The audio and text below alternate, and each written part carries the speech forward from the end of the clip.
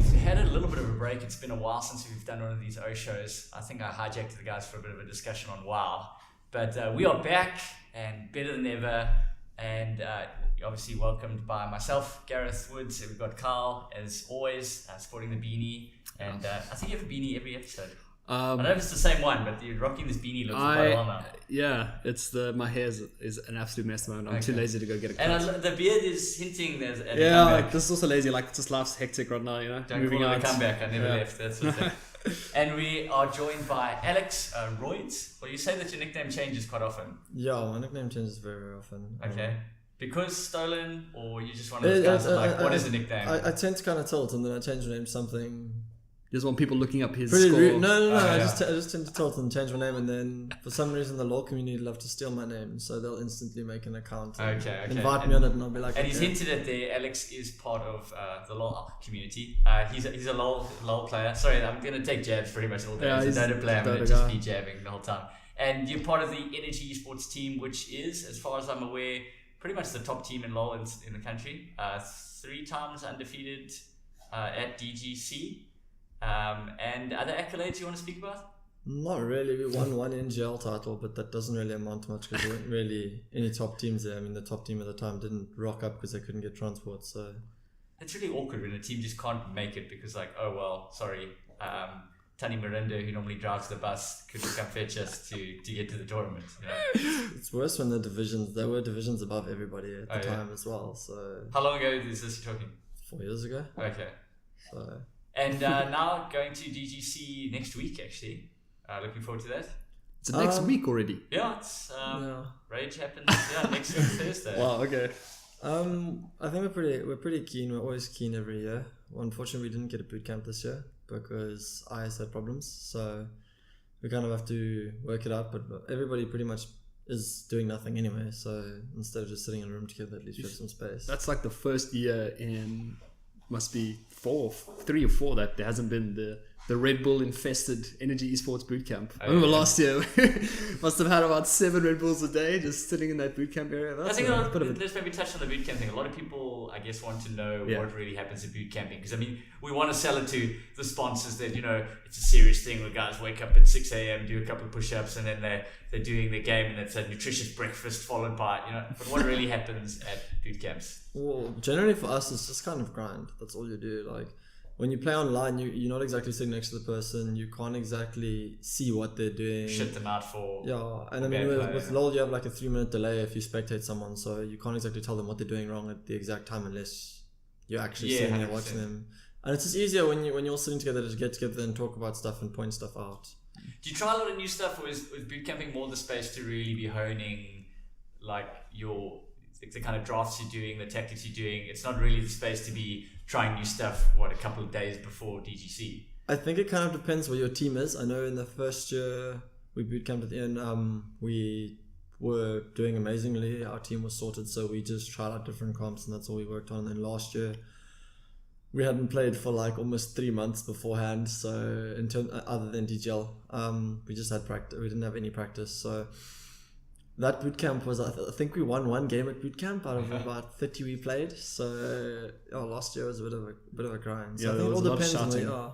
I remember that. Yeah, I remember there was a lot of. And you were there as kind of like a helping hand because you obviously worked with Energy. Yeah, no, I was just there to just make sure that guys weren't overdosing on Red Bull. At the same time, trying not to overdose myself, and just lead from the front, overseeing the guys, and just like keeping. I mean, obviously, I chat to all the guys and talk to them, and just make sure no one's killing each other because it does get really heated in there. And I can imagine. I mean, it's like you've got 5, testosterone-driven dudes all in one room sitting close to each other, and all of a sudden you're praying for that 3-minute delay because all of a sudden the feedback's coming pretty thick and fast. It's not even 5. It's more like the LoL guys and the CS:GO guys. It's literally, and when I say the heat, it's literally boiling in there. Yeah. You want to sit there in your underwear because it's like 500 degrees and.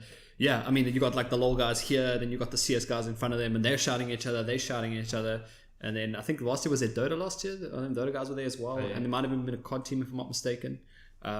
But I think the year before that, there were even more people. As well, just showing guys, can you keep it down, please? Hearthstone and FIFA, but yeah, I think just right now the whole the not having the boot camp's a bit crappy. I think it's not even just the playing. I think it's just that kind of camaraderie. You get a chance to see your mates again. I mean, these are the guys that I can only guess you spend like at least 4 or 5 hours a day chatting to, and you pretty much talk to them all day on the what. I mean, you guys when I was part of NG, I was in your group, and it's a pretty active group. You guys are always talking to each other and throwing each other. Yeah, and it's crazy. The guys are obviously not all based in the same area. You're here in Cape Town, but where's the rest of the team? I think at the moment we have 3 in Cape Town. 1 is in France, but that's a long story. And then the other one is in Pretoria. Okay, so yeah, it is an opportunity really to, like you said, bit of camaraderie and get to put a name to the face half the time. It's so weird that chat to like friends where you're saying like, yeah, I've got my real life friends, but I spend far more time with like these people who I've never met, like guys who are in my Dota team, for example, who you chat to on WhatsApp or you chat to over TeamSpeak hours a day, but have never actually seen them. In fact, if they came up to me at Rage on the weekend, they'd be like, who are you and what are you doing here? That's how I, like, when I moved to Cape Town, I moved in with a guy that I'd been playing games with for years. Now I live with Luca, who I've been playing, who I met through gaming and started playing. So it's like, at the end of the day, like, I don't have many other not real life friends, but like, I want gamers. Like, when I went back to PE, I sat around these guys, they're all like surfers and guide partying. I'm like, why am I here? Yeah, exactly. Why? What am I doing here? Yeah, and I'm losing XP sitting here. Like, they talk about gaming. I mean, they understand, they play games, but they're just not like gaming mates. Like, I can't sit here and have a chat like this. It's like, they'll talk about other things and whatnot. But I actually have a very interesting question for you. You talk about, prior to last year's Rage, you didn't play LoL for, like 3 months, something like that. It must be somewhat similar this time around, since you've got half your team as part of the Overwatch team as well. Well, not half, you just got pretty much Senti, I think, is the only one. Oh. As Martinez is not a core member of the team, or is he? Yeah, so it's just Senti. It was difficult. The biggest thing is a lot of us dropped the ball this season because everybody kind of like split apart and started playing by themselves. So everybody kind of got different mindsets of how to play the game. And because Senti disappeared, Senti was a really big impact on our bot lane. Is he no longer in the squad? No, I just meant disappeared for Overwatch. He hardly played any LoL. Dude, I was online every day and I literally see Senti in competitive matches from like when I was at work. You can see people logging on to play. And in the mornings when I woke up, there's Senti online, and then I'd start playing in the afternoons, and then in the evening, and he'd still be online playing, and then he'd go off. But I mean, that's testament to the kind of player he is. I mean, he's just I could see it in LoL as well. He just grinds. Like he didn't get the top rank in LoL by just not playing like every second he can. And the same happened in Overwatch. Like the guy just played so much, and I guess that's. I mean, I don't really know much about the other players in your team, but I mean, if you're looking at the top team, you'd want to have pretty much a team of guys like that, yourself included, guys who understand the game, have the time to play the game like as much as possible. Yeah. And I mean, that's, like I said, it's testament to just what a skillful player. But I mean, I've met and spoken to him once, but he just seems like the kind of guy that just knows how to grind games. It just gets good. He picks up on these things, and that's what I love about MOBA players. It's like, you look at an FPS player, you look at a MOBA player, it's like the mindsets are completely different. You've got guys who are much more intricate, and that's why I think like there's always a discussion like, in terms of the game Overwatch, it kind of combines the two, which makes Senti such a good player, is because like he understands the mechanics of when to use things and why to use things in situational awareness. Still the skill, but there's still like the FPS factor. I mean, you play a little bit of Counter-Strike as well. I remember you played some.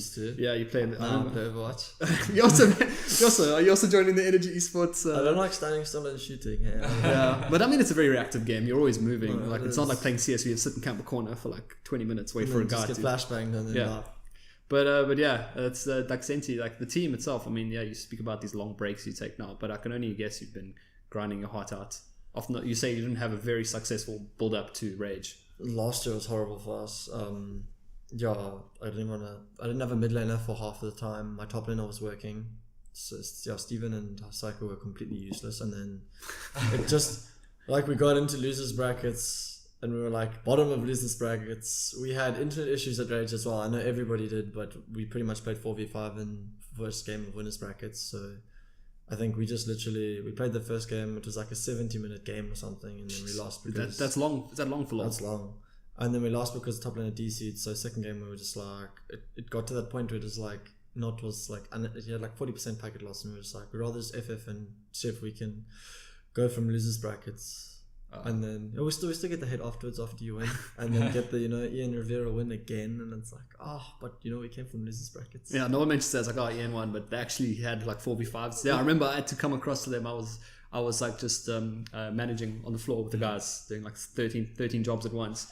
And then I got called over to the law side because I was about to break up a fist fight between Alex and I don't remember who exactly, but it was drama because obviously the net kept dropping. They were DDoSed and it was just chaos. DDoS issue. Everything was chaotic, and I had to come in there and just like cool heads and be like, guys, chill, like, but I remember it was crazy, like but yeah, coming up from the loser bracket. I mean, it's not like, a better story would have been like, Energy got knocked to the loser bracket because one team was a surprise kick. They came in there and like, whoa, yeah, like, Energy. But like, Energy dropped the loser bracket because they got DC'd and lost a player. As a journalist, that's not newsworthy. No, it's not. It's newsworthy from shitting on the people that caused it. But I mean, as I did, I think they still played really well. Regardless, like we still struggled against them when we met them again in losers brackets. Like it was a long. This was WRG, right? No, Vienna. So they were still hard to beat. Regardless, they're one of the few teams that kind of have a tick on how we play. So yeah, but we did lose our best player to them when we played against them, so it did make the game quite hard. Yeah. There's some hot news obviously at LoL at the moment with Riot having just announced nothing's changing really. It's not really news. I don't know why we decided it was, but the fact that they sent some guys out to assess the situation here. There was a lot of hope that this meant that local tournaments and all of a sudden we're going to get servers, and they've basically come down saying, at least for the time being, that's not happening. Your kind of thoughts on that? Inevitable, or just maybe a little bit too soon, or that we need to almost prove ourselves first, or what's your take on that announcement? We have 2 players in this challenger. The tiers for LoL are bronze, silver, gold, plat, diamond, master tier, challenger. We don't have a single player in the challenger. Tiers within tiers though. It's like we don't have a single player in challenger. We don't currently have a single player in master. We have 2 players that have hit master, but they're not there anymore. And then we have about 20 players in diamond, and it's just more like I don't really mind. I think if we were to get an SS server, the kind of like skill pool would just kind of stagnate. We wouldn't really get anywhere because we don't have enough quality players. Okay. And from a financial standpoint, Carl, Luca, and I all met with the guys that came down from Riot, and just from a business standpoint, it's not worth it for them. We're not big enough. There's not enough following. Yeah. It is chicken and egg though. It's the kind of thing like if you do put the investment in, that sort of stuff happens because you have to think that at least in this country, the coin flip that I think for a lot of people between like, I'm a MOBA fan, do I play Dota or LoL? It's heavily weighted towards Dota, and one of the key things here is the experience is better because of local servers. And you have to go that like perhaps local servers wouldn't solve that and make it a 50-50, but it certainly make it a more pleasant experience. I've played a couple of 100 hours on LoL, and certainly that ping issue is one thing that does detract from my enjoyment of the game. You actually brought up a very good point when we were chatting about when I mentioned that the guy was coming down. You said that there are a lot of guys playing Dota only because there aren't any local servers and they prefer the ping. Because ISPs don't make it very easy for you to play an international thing. Some ISPs make it near impossible. You got to play EU rank on Dota, for example. It's one of those things of going, wow, I better win this game, because if I lose this game and lose MMR and it wasn't that great an experience because of the crappy ping, it's really not an enjoyable experience at all. It's such a weird thing because you were right when you said that a lot of players would move to League of Legends when local servers arrive. But the thing is, I spoke about this yesterday. I said I mentioned that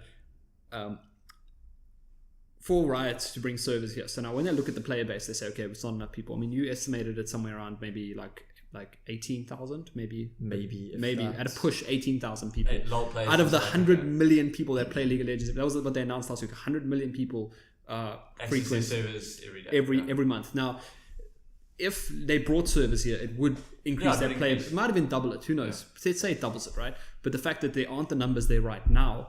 But then Ben brought up a very interesting point on Twitter. He said that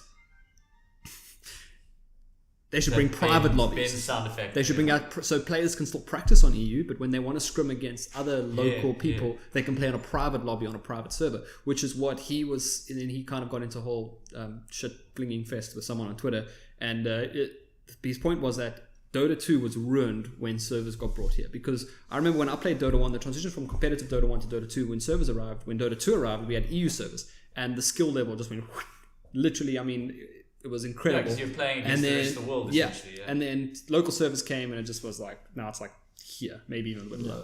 But do you want to compare maybe, that decrease in skill level, the increase in player base though? No, and so it's almost like, how do we transition guys to go, okay, cool, we've got a lot more people playing because it's more enjoyable to play on 20 MS as opposed to 200. But now that you've installed getgood.exe, like maybe try your hand at the international version. To play on EU. But that's what the majority of players do. I mean, I kind of play the first div level and everyone plays EU. Yeah. Like you pub stomp with some mates because it's fun, but when you're playing by yourself and you search rank. I wouldn't go as far as to say everyone plays EU, because I mean, if you look at League of Legends, there's 100% of the user base in South Africa play on Europe. They have no choice.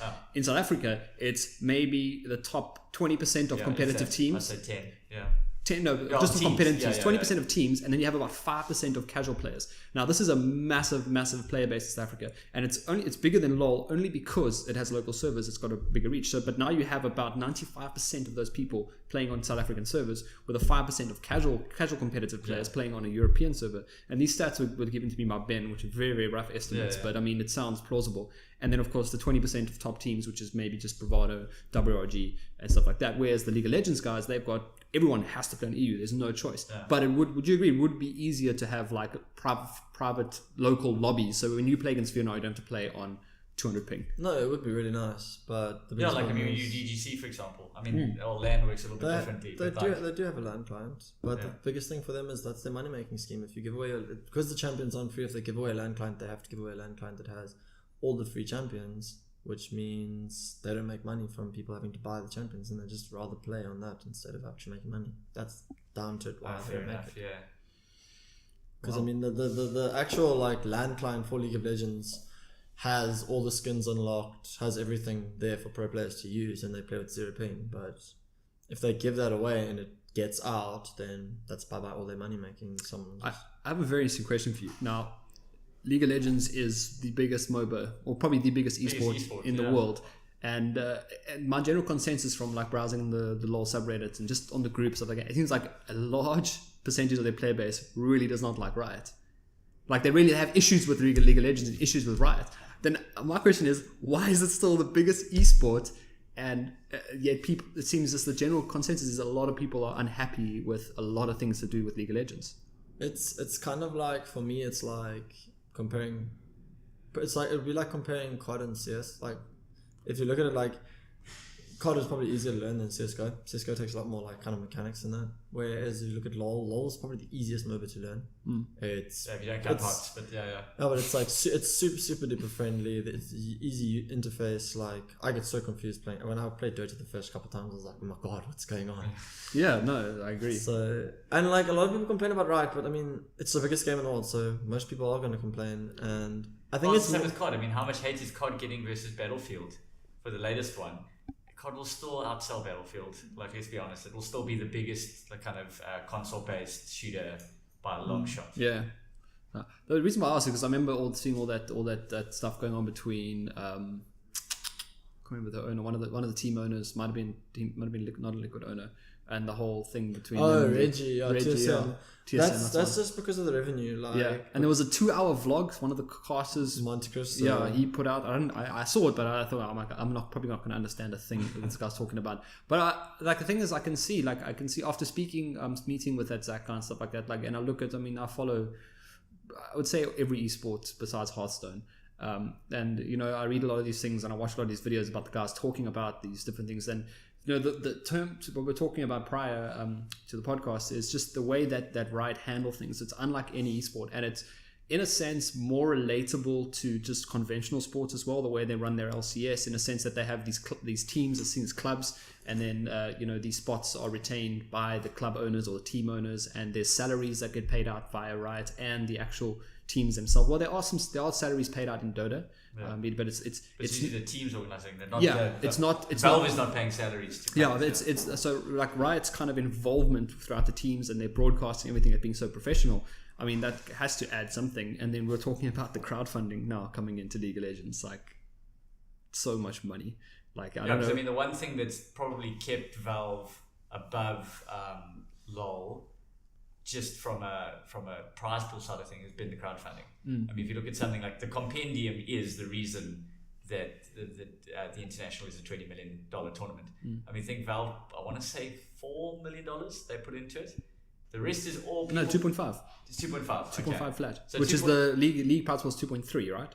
Was last year. It was last year. Yeah, 2.3. So Valve goes, sweet, cool, we know we're going to make this money back. Here's 2.5 million rand or dollars at least, and then the rest all comes from people. And going, they only put in 25% of money coming in from compendiums, whereas you said 50. It was 50. Oh, 20. It's 25 to teams, and then I think it's 25 to main prize. But it's based on 3 separate things. It's based on cosmetic items sold, team items sold, and team merchandise sold, isn't it? I think so. That's all funneled straight. So it's like 25%, 25%, 25%. I'm not so sure about the team merchandise. Because unless it's being sold through Riot.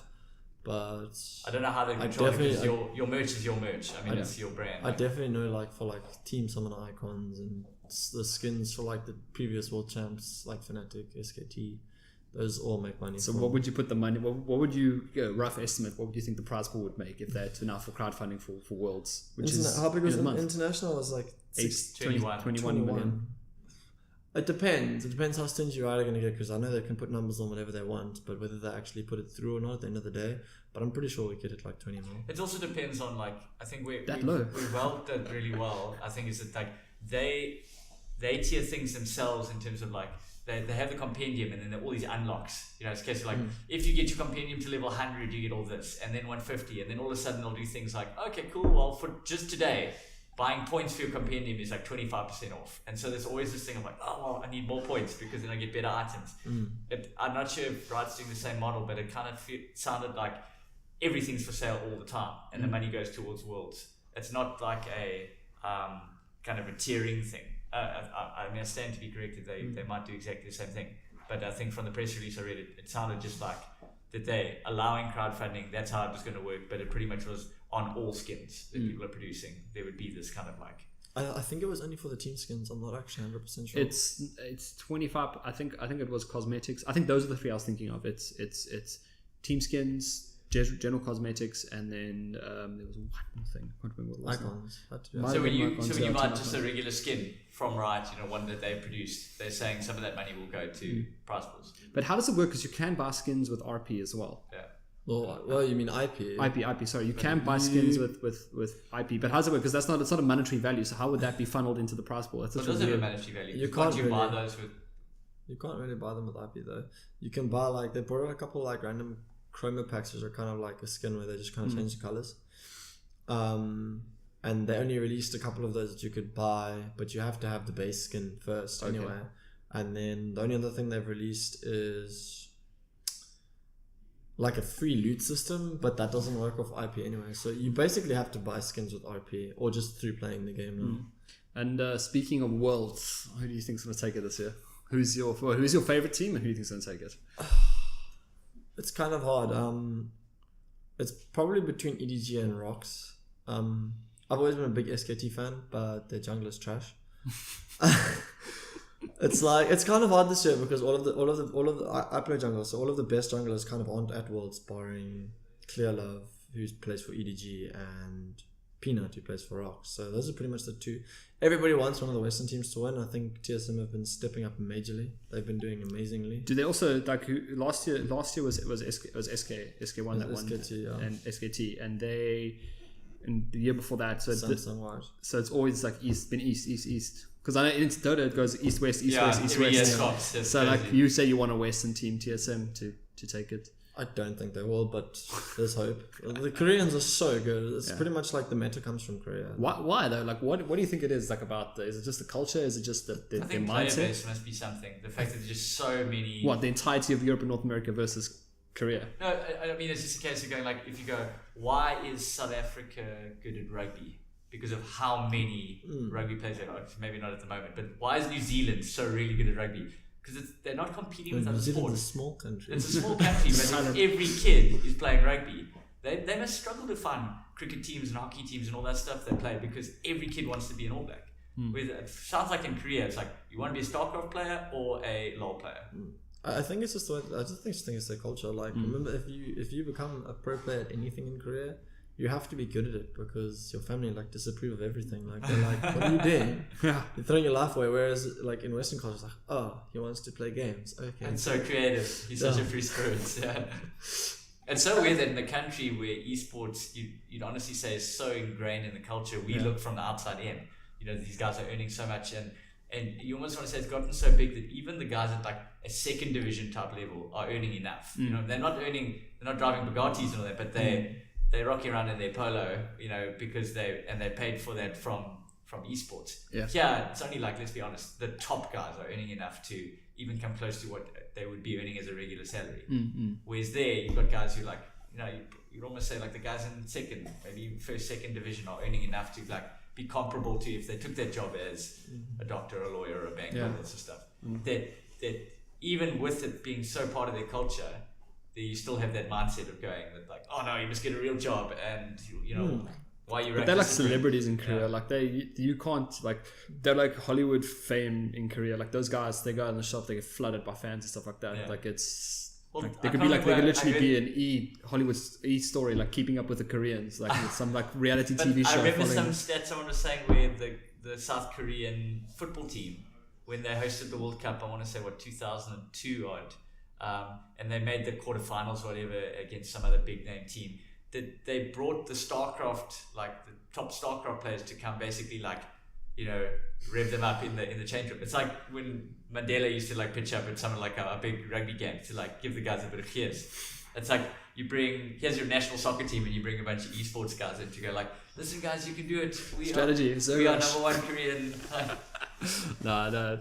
Like League of Legends, like the game has always like, it's always enticed me. Like I've wanted to play it more, and I think last year I had like a little, I had about 2 months of just grinding out LoL, but like the climb to getting to the point where you can start competing is, I mean, it's such a grind. You have to get to level 30, and to my understanding, it took me about 200 games. Yeah, roughly. And it's not fun. And it's not fun. The community, I mean, just the general chatting community, it's nowhere near. And the fact that you don't have local, and this is going back to the local servers, you don't have local people to communicate with. Like you either have to find 5 friends who are willing to grind with you, or you are basically just going to sit there and just fucking hate everything. And that's eventually I got to like, I think in the 2 months that I played, I didn't get near level 30. I think that most of it was level 18 or something like that. But I hated it. And I mean, I did play a lot with friends, a couple of us. Yeah, that's how, because at least when you have 3 people, through the punishment together. Like. Yeah, when you have 3 people, and then like, you know, you literally have to sit there, like I'm not even joking, in public. I don't know if you can maybe back me up on this. You sit with your hands ready on the keyboard, because the minute it opens up, you type in what you want to play. ADC, mid. Like otherwise you can't get roll. I mean, I only wanted to play ADC. Like I only wanted it because I mean it was a role that I knew from Dota and stuff like that. It's carry. You just shoot. Yeah, so I mean my experience in LoL has been similar. I've probably played about 100 games or so, and I mean, besides the obviously the things that I struggle with, like the fact that there's no denying and there's, you know, like... That's amazing though. You literally just stand and shoot stuff. No, see, for me, it's a skill cap you just removed. If you arrived in MOBAs and you didn't know about it, yes, maybe. But if you've learned that, like, you know, creep aggro and denying and all that, and now you have to like just unlearn it, it's different. The major thing I hated was the fact that like in Dota, when someone's doing a spell, I can go, oh, cool, that guy with no face just made this bubble. What is that? And I go, Chronosphere.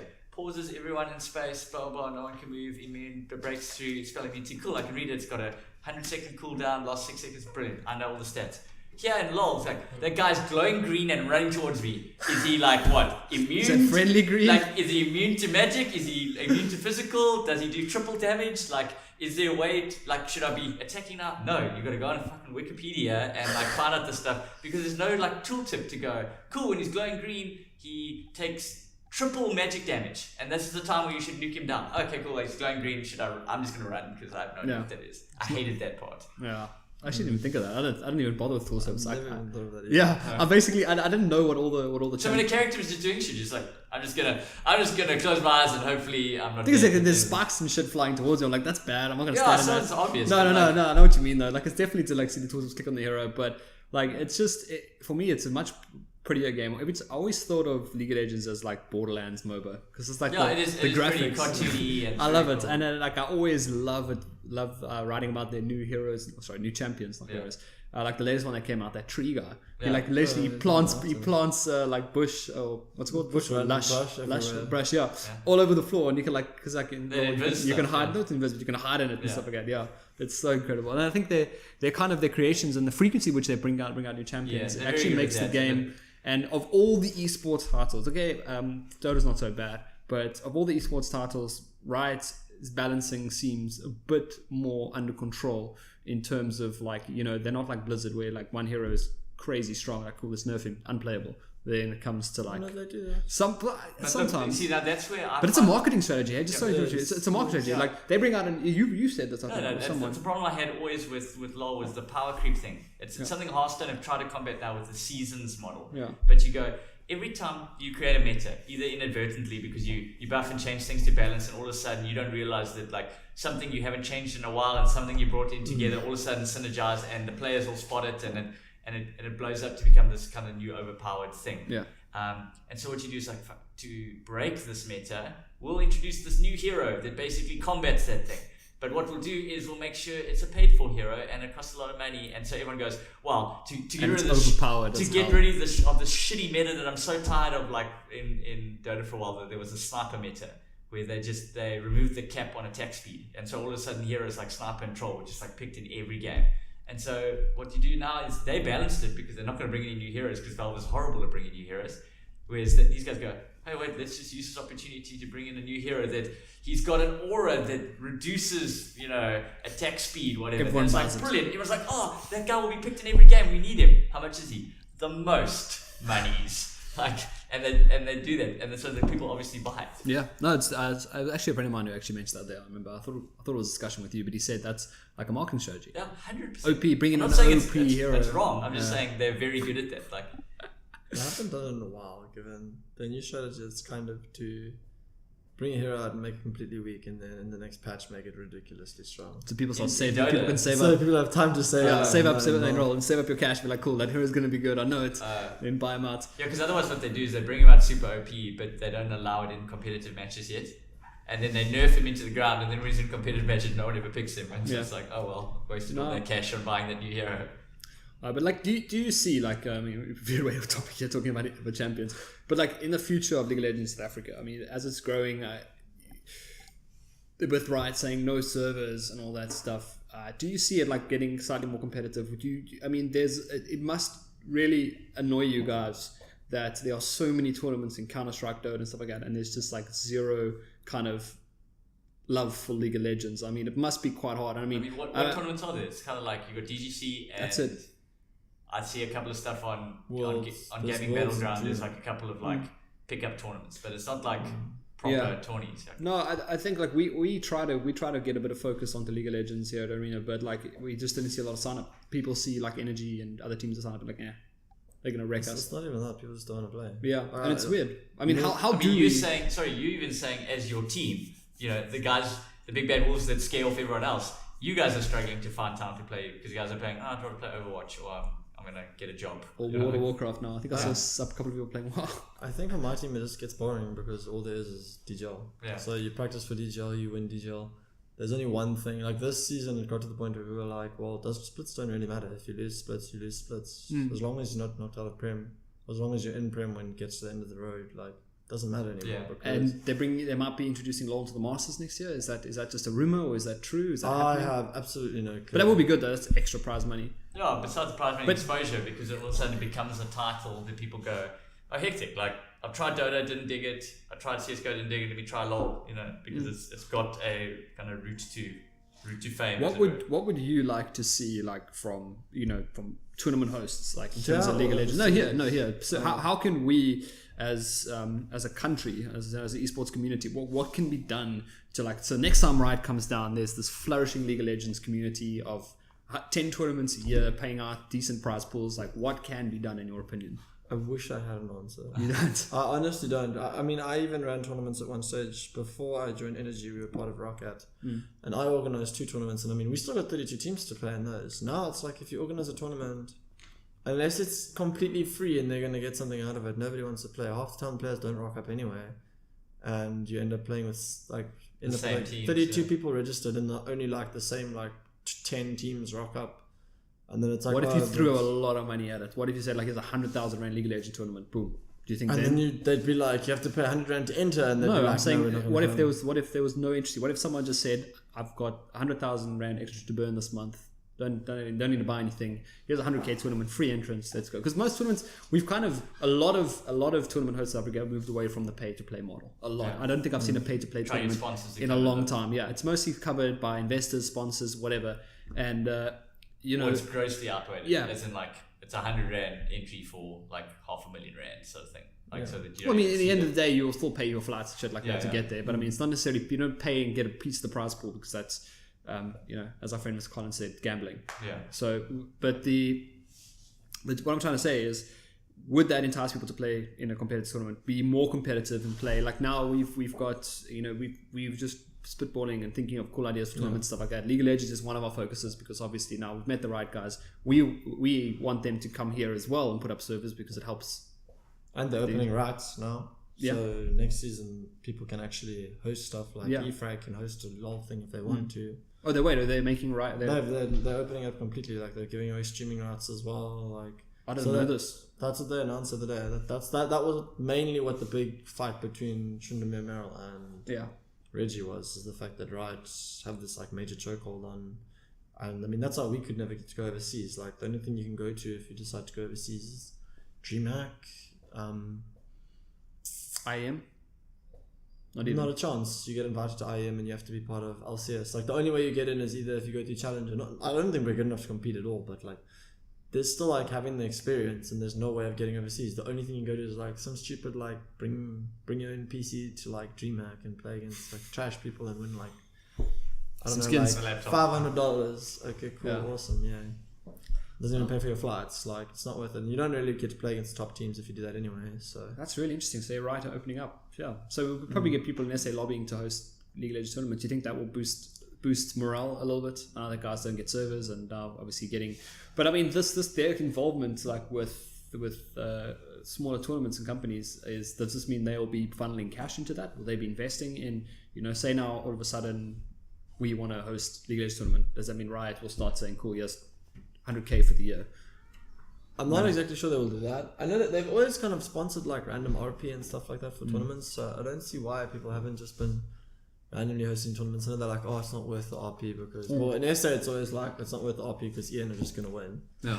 That's normally what everybody cries about, but we're not probably going to be here next year, so I don't know. No, you did say to me that this is your. I mean, you did mention that a lot of the guys are just thinking, okay, this is the end, Well, we already lost my mid laner. Where are you guys all going? Just other games? Just work. Everybody stopped. Our original mid laner left. He's got uni. Our AD carry he doesn't want to play anymore. He's had enough. Our supporters. I don't know if he's going to go play Overwatch or not.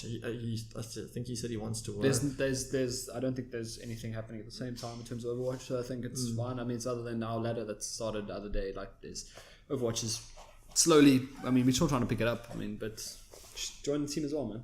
Watch. I just think it's getting boring. Yeah, I mean, you can't play a game like that for so long. I mean, unless you are really making good money and progressing, and as a team, as an individual player, like I can't see myself, even if I was a competitive player, just grinding a game just with zero support. I mean, it sounds really harsh, but it's very unfortunate as well. But I guess that's just it. But now that you mentioned the whole Riot getting involved with this tournament stuff like that, that's really interesting. I mean that. If you guys do eventually step down, or hopefully some news pops up in the next few months, it's got guys, let's go reignite the passion. There are some. I mean, Prem used to just be 3 teams. Now there's 5 solid teams. Like I think we only lost. I think MDK, and MDK lost pretty much all the other top teams. So it is getting more competitive. Yeah, finally. It's taken everybody long enough. I mean, it was just generally Ventus and us playing against each other, or IM when they were IM.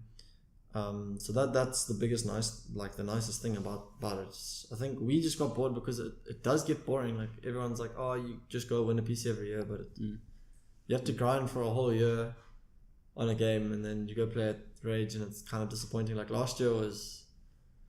For the fact that we won with no practice is just kind of a big downer. Like it's like we shouldn't have even been able to. But imagine if you did practice, you would have had less fun because this would have been a walkover. 4v5 or not. But yeah, I remember last year that whole Ventus drama that I got myself involved in.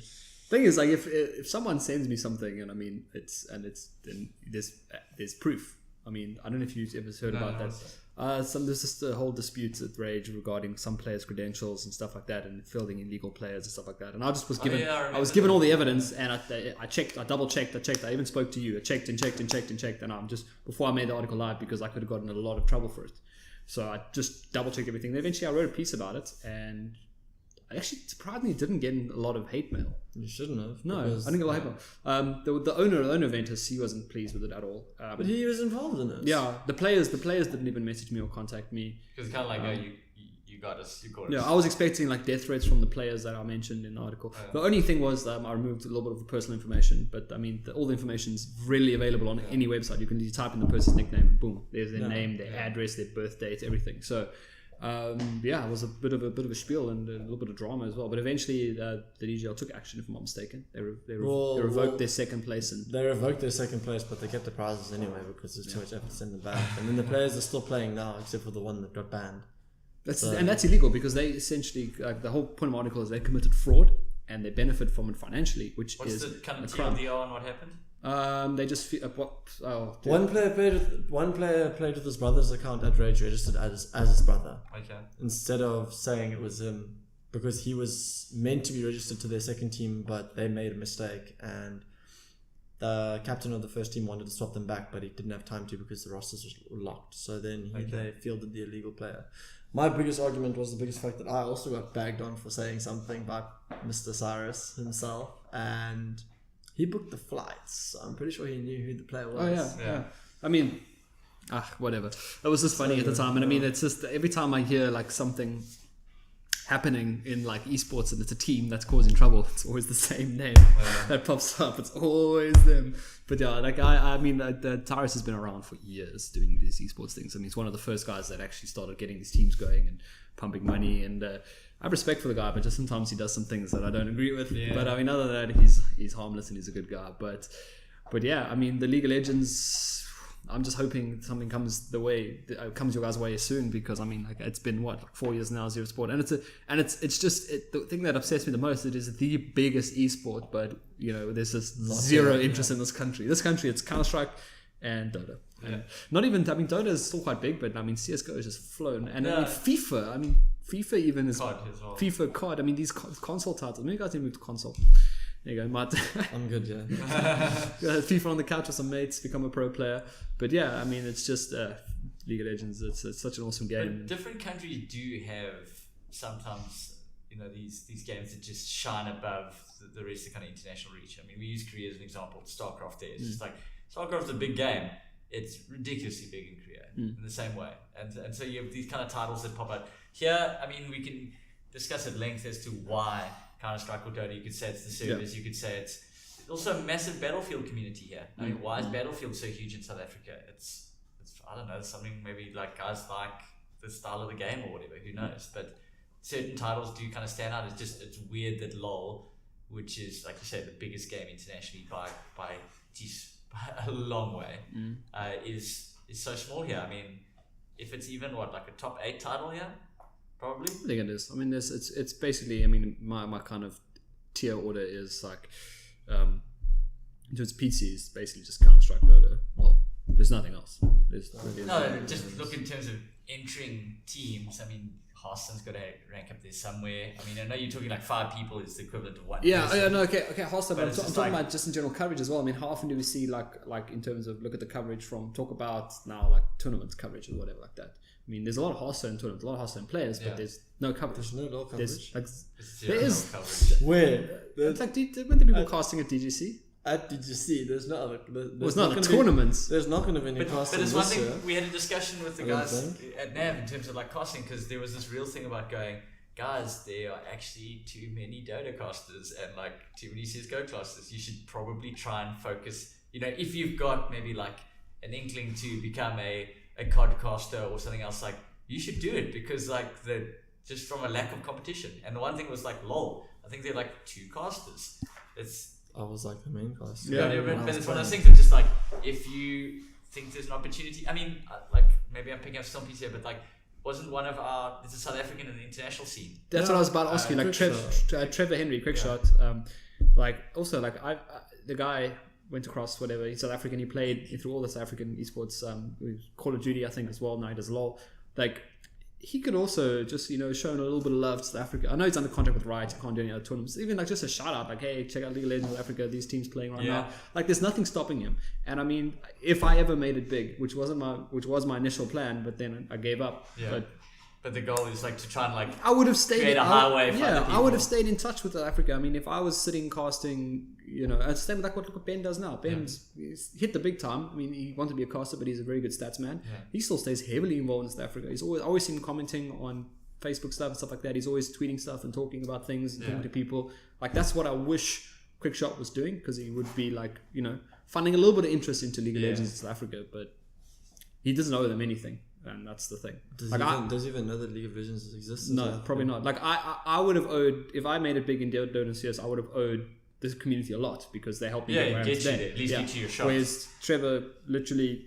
He did it himself, though. Yeah, all by himself. Yeah. But still, let's give a love for the boys back home. But like you said, I don't think he even knows there's a League of Legends scene in South Africa. It's so hard to find people in South Africa for League anyway, so I think that's the biggest problem. So sad. I feel like this is ending on a little bit of a downer, but like... Yeah.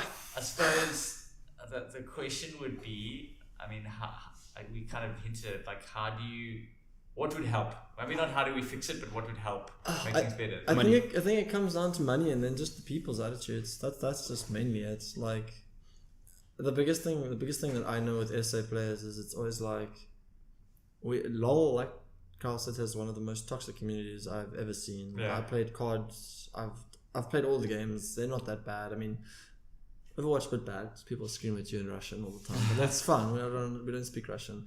But I think with LoL, the biggest thing is people just need to, like, I know the ping is an issue, but I mean, there's players that have gotten to Master Tier, there's players that are Diamond, there's lots of really good people that are playing League at the moment in SA, so I don't see why no one else can do it. I mean, one of the top players for MDK at the moment went from like being silver to Diamond within like one season, so I don't see how anybody else can really struggle. Like, just keep playing and chin up. Like, if you just want to sit and complain about it, go play something else then. Yeah. Simple as that. Go play Dota. Go play Dota or something. That's good. Yeah. Money and better attitudes, more players. Yeah, TLDR. And that's tough, because it's one of those, the sponsors want to go, I want you to already have 1 million people in South Africa playing it and loving it, then the money will come. And if you bring the money, I can get you 1 million players, because... I mean, OCE only managed to get their own server when they hit like 80,000 players. So South Africa got a little bit of a long way to go. Yeah. Don't underestimate the fact that what happens is you kind of get this global saturation, and then these companies go, where is there any growth left? Yeah. And then you do have an opportunity. And yes, maybe it comes years after it could have potentially happened, but you have a situation. I suppose the positive, at least Riot did come out and have a look and do the scoping, and they're kind of going, cool. Flag in the ground, 2016 when they came down, not yet. But at least it's like, how many years were you guys pinging and asking and message boarding before they even like, oh God, let's send someone down there, call it a safari trip, whatever, and just like... I think they have come down here once before. But you know what I mean? It's like, and I'm sure that they would have seen growth from the last time that they came. But and so you're hoping when they come down, and hopefully it's not another 5-6 years or whatever, they come down 2 years from now and they go, wow, we've seen considerable growth since the last time. And now... Because, like I said, there's global saturation where they're going, well, Europe's completely saturated and America's saturated, and so is Asia. Where's there left? Okay, South America, sweet, and Antarctica and Australia. And once that's all done, colonize a new planet. But after that's done, we can come to Africa, Hell, at least we're not Malawi. Could be worse. Not like, But some people saying like, Central African servers, but that's a story for another time. I'm just waiting for that line to South America so I can go play against the Brazilians. Well, I suppose that's one thing. I mean, what is you used Quickshot as an example of like, just you suck it up and you go and do your own thing. Is that actually the real play for local South Africans to try and kind of make it? Is to get good enough and just take the gamble. Go to. I don't know, Europe, go to Asia, whatever, and just try and, make it there. I think it's like that with any game. I mean, Shaz went over Like poison and over, you have to just. It's pointless staying here. No one's gonna find you here, and you're not gonna get the support you need here or the funds here because we don't have the revenue to do it. So if you get a chance and you can take it, and someone's gonna support you to do it, then do it. That's the chance you have. Like, I mean, that's pretty much the league community at the moment for me. The way I see it is, if we do get that line that connects straight to Brazil or South America or whatever, and we get the 90 ping that we should be getting from that line, then people can hop on that, and I think it'll make a big difference. Like, you'll be able to, because Brazilian people get into wildcard tournaments, so if you're playing on that server, you can probably beat some of those people. And I mean, we've got some decent players, and if you drop their ping by like 100, I think they'll step up quite a bit. So cool. Recipe for success. Yeah, the South American. So it's a direct line straight from Brazil to South Africa. Didn't know about that. I didn't know about that either. Is that a thing? It's a line that's supposedly happening sometime soon. It was meant to happen in 2017. Well, it's meant to happen. It was meant to happen. It was meant to, but we brought out. They meant to install in my house. Alex joined us today from 2018. He's time traveling here for a quick podcast. Tell us how the futures. No, that would help a lot. And same with any like line going straight up Africa into Europe, maybe giving us like 100 ping or something like that. But I mean, that's a happier note at least. Yeah. Progress. Just a gen wait for the internet gods to how to get there. Bestow their blessing on us. Thanks, Alex, for being on the show. Sorry, it was a bit of a downer one. It's kind of like, I suppose it helps that sometimes it's real. You know, that we're not always like, yay, esports, everything is great, and don't you worry, everyone will be swimming in piles of lol money and RP and all that. Thanks for being on the show. Good luck, obviously, for DGC next week. We'll see you there. Doesn't sound like you're going to need it by the way you guys are talking. But obviously from us at the O Show, we'll be back hopefully next week. Although next week might be a bit busy with DGC. At least in a week or so's time. We'll do some video stuff with DGC. You'll be there. I'll be there. Yeah, we'll record some stuff, see what's going on, and give you a sneak look at what's going on there. But until next time, guys and girls, thanks very much. I've been Gareth, Kyle, and thanks to our guest Alex. Here at Arena, we create and render all of our content on beast machines built by Asus, Republic of Gamers. If you're keen to play the newest AAA titles or get into content creation, holler at our friends from Asus South Africa and they'll get you in touch with the right people for the right machine. Luca! Let the advertising break. Thanks very much. This podcast has been brought to you by whoever the hell is on the end of that telephone. Brought to you by Perfect Pizza.